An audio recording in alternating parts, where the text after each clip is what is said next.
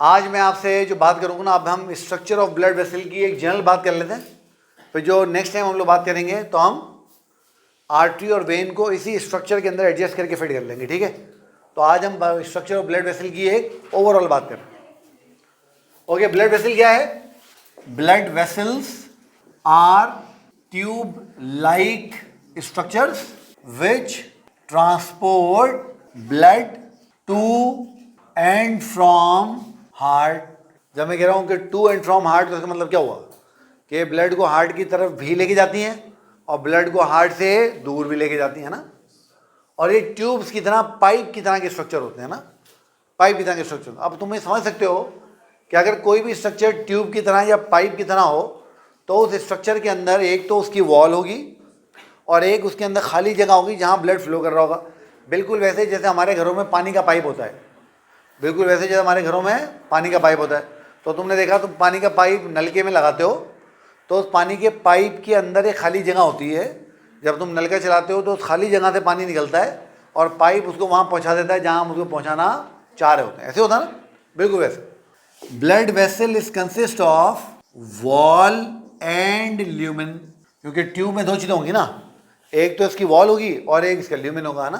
अच्छा, अब देखो, अगर मैं इसको यहाँ पे इसका ट्रांसफर सेक्शन बनाने की कोशिश करूँ तो ये जो आपको जैसे पानी का पाइप आप देखते हो ना, तो उस पानी के पाइप में ये जो बाहर वाली चीज़ आपको नज़र आ रही है, ये जो बाहर वाली ये चीज़ आपको नज़र आ रही है ना, ये तो हो गया इसका वेसल की वॉल, तो ये तो हो गई वेसल वॉल, ठीक है। और ये जो बीच वाला पार्ट जहाँ से वो ब्लड ने फ्लो करना है, इस जगह को याद कर लो। हम लोग क्या कहते हैं इसको? हम कहते हैं ल्यूमेन। क्या बोलते हैं इसको हम? ल्यूमेन। अच्छा, अब आप लोगों ने बात ध्यान में रखनी है कि जब हम ब्लड वेसल को देखते हैं तो ब्लड वेसल का ल्यूमेन तो खाली जगह है ना, उसमें तो सिर्फ ब्लड नहीं फ्लो करना, उसका मतलब नहीं होता। जब हम वेसल की वॉल को देखते हैं तो वेसल की वॉल 3 लेयर से मिलकर बनी होती है। वेसल की वॉल कितनी लेयर से मिलकर बनी होती है? तो vessel wall is made up of 3 layers. जो वेसल वॉल है वो कितनी लेयर से मिलकर बनी होती है? 3 लेयर से मिलकर बनी होती है, ठीक है। अब वो 3 लेयर कौन कौन सी होती हैं, देखिए एक एक करके इनको समझने की कोशिश करते हैं। सबसे पहली जो, अब ये फर्ज करो कि ये हमारी कोई ब्लड वेसल है, ये हमारी कोई, लेट सपोज ये हमारी कोई ब्लड वेसल है, तो उसमें सबसे पहले जो उसका सबसे बाहर वाला स्ट्रक्चर होगा, उसमें सबसे पहले जो उसका सबसे बाहर वाला स्ट्रक्चर होगा, सबसे बाहर वाला स्ट्रक्चर, इस स्ट्रक्चर को हम नाम देंगे ट्यूनिका एक्सटर्ना का। अब टेंशन नहीं लेनी है, तुम्हें बताए एक्सटर्ना मतलब हो गया एक्सटर्नल, बाहर वाला। ट्यूनिक का मतलब होता है लेयर। ट्यूनिक का वर्ड किससे बना हुआ है? ट्यूनिक से। ट्यूनिक का मतलब क्या होता है? लेयर। इसी ट्यूनिका एक्सटर्ना को ट्यूनिका एडवेंटिशिया भी बोलते हैं। क्या बोलते हैं इसको? Tunica adventitia. अब आपने ध्यान में रखना है कि ये एक फाइबर्स की बनी हुई लेयर है। ये बेटा किसकी बनी हुई लेयर है? ये प्रोटीन फाइबर्स की बनी हुई लेयर है। और वो प्रोटीन फाइबर्स जो इस लेयर को बना रही हैं, वो प्रोटीन फाइबर जो लेयर को बना रही हैं, उनको हम कहते हैं कोलेजन फाइबर्स। उनको हम क्या बोलते हैं? उनको हम कहते हैं कोलेजन फाइबर्स। तो fibrous tissue, that is collagen fibre tissue made tunica externa, ठीक है। उसके बाद इस ट्यूनिका एक्सटर्ना के अंदर की तरफ एक लेयर और होगी। इस ट्यूनिका एक्सटर्ना के अंदर की तरफ एक लेयर और होगी, और ये लेयर जो इसके अंदर मौजूद है, ये वाली लेयर बनी होगी किसकी? ये वाली लेयर बनी होगी मसल्स की। किसकी बनी होगी बेटा? ये वाली लेयर बनी होगी मसल्स की। ये मैं कुछ मसल सेल यहाँ बना रहा हूँ क्योंकि ये स्मूथ मसल सेल की बनी होती है। स्मूथ मसल ऐसे ही होते हैं, ठीक है।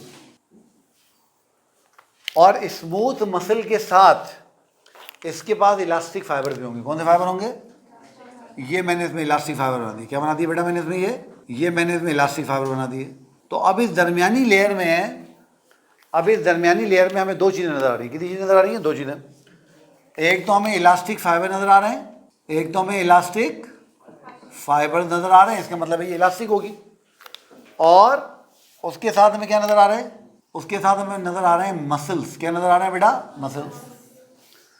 ये दोनों मिलके जो दरमियान वाली लेयर बना रहे हैं इसको कहते हैं ट्यूनिका मीडिया। क्या बोलते हैं बेटा इसको? Tunica media. अब आप समझ गए मीडिया का मतलब क्या होता है? दरमियान वाला स्ट्रक्चर। मीडिया का मतलब क्या होता है? दरमियान वाला स्ट्रक्चर। ठीक है, तो ये दूसरी लेयर हो गई। एक तीसरी लेयर होती है किसी भी वेसल की, तीसरी लेयर जो इसकी आखिरी लेयर है इसकी वॉल की है ना।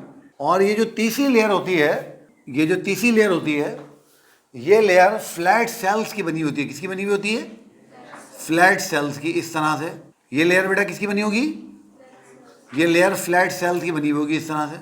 और ये वाली लेयर जो ये फ्लैट सेल्स हैं, इन फ्लैट सेल्स को हम नाम देते हैं, इन फ्लैट सेल्स को आप और मैं नाम दे देते हैं एंडोथीलियम का। किसका नाम देते हैं? एंडोथीलियम का। तो ये एंडोथीलियम है। एंडो मतलब इनसाइड और थीलिया मतलब होती है लेयर। थीलिया मतलब क्या होती है? लेयर। तो जब मैं कह रहा हूँ एंडोथीलियम तो नाम से क्या मतलब हुआ? सबसे अंदर वाली लेयर है ना। ये वाली जो लेयर होती है, जो तीसरी लेयर है ब्लड वेसल की, इसको हम कहते हैं ट्यूनिका इंटरना। क्या बोलते हैं इसको हम? Tunica interna. ये इसी का एक और नाम है, इसको हम कहते हैं ट्यूनिका इंटिमा। क्या बोलते हैं इसको हम? Tunica intima. तो कितने लेयर हो गए? 3 layer. Layer number 1 tunica externa, layer number 2 tunica media, layer number 3 tunica interna या इंटिमा।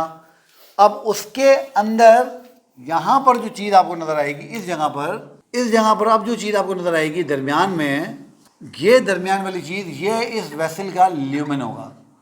ये इस वेसल का ल्यूमेन होगा। ठीक है, तो ये हमने ब्लड वेसल का एक ओवरऑल स्ट्रक्चर देख लिया।